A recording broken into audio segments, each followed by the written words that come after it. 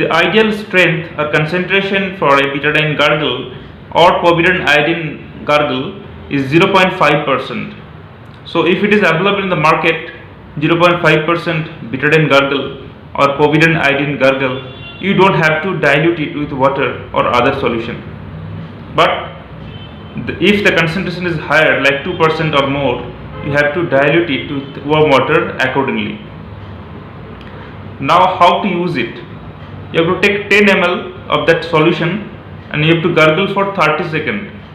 10 ml means 2 teaspoons and you have to gargle it for 30 seconds.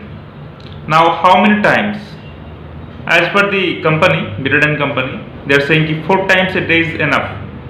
But if you think that you can do more, like 6 to 8 times, you can do it.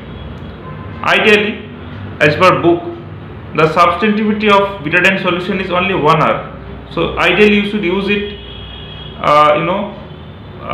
in every 1 hour, but it is not practical. So 4 to 6 times a day you can do it.